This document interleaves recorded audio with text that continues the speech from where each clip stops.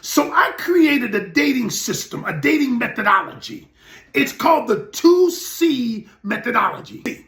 The first C stands for collect.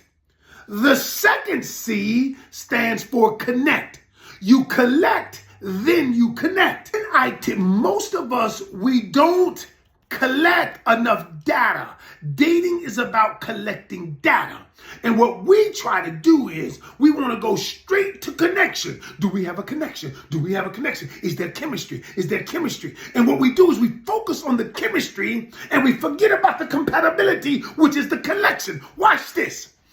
So I tell people, have you ever dated somebody? You ever dated somebody? And you found out 6 months down the road that the person wasn't who you thought they were. And then they say, well, I thought he was. And I said, what you did was you bypassed the collection phase and you went to the connection phase. You see, what I teach my people is how to collect data using the neocortex.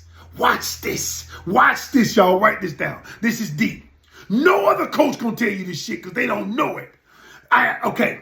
So when you try to connect with a person, because you don't collect data, what do? You ask them questions like, where did you go to school? How many kids do you have? Where do you live? Where do you work? Am I right? You ask what is called conscious questions. Listen to me. Conscious questions are the questions that are on your conscious mind that you don't have to think about. I don't have to think about how many kids I have. I don't have to think about where I grew up. I don't have to think about those things. Okay? Those things are conscious questions. But the truth is, you will never get to know someone with conscious questions, yet we do it every single day.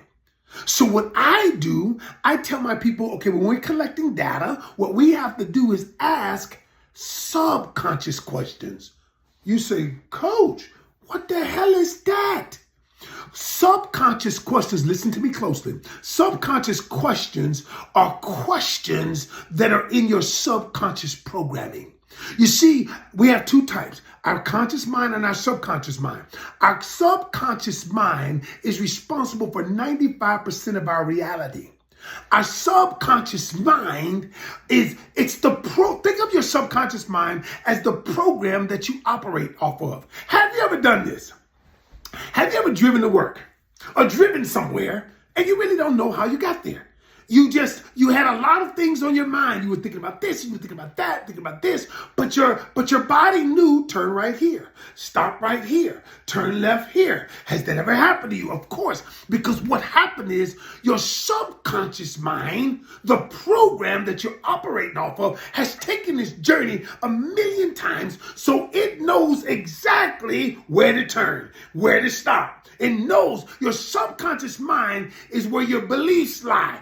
Think of your subconscious mind where it's like a filing cabinet of all of your memories, all of your experiences, all of the things, all of the beliefs that you have, right? Your subconscious mind, that's where it is. That's where the filing cabinet is. And so when you ask questions based on the conscious, you can never get to know the person because the true person lies in the subconscious mind. Whoa! Okay, let me go deeper.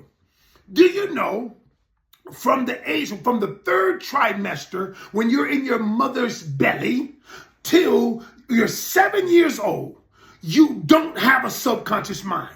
What happens is it begins to get formed at that time. That's why people like me and therapists, we go back to your childhood to see how your subconscious was formed. So from the third trimester to 7 years old, what happens, your subconscious is being formed. You look to your world around you. You look to your mom. You look to the relationships. You look to your father. You look to school. All of the things around you, the neighborhood, the environment that you grew up in. And all of a sudden, that helps form your subconscious programming, right? So if you've never seen a good relationship, if you've only seen abuse, toxicity, trauma, what do you think you're going to grow up unless you get healed? You're going to take that with you, right?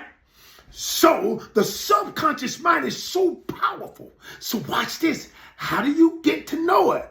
You're collecting data.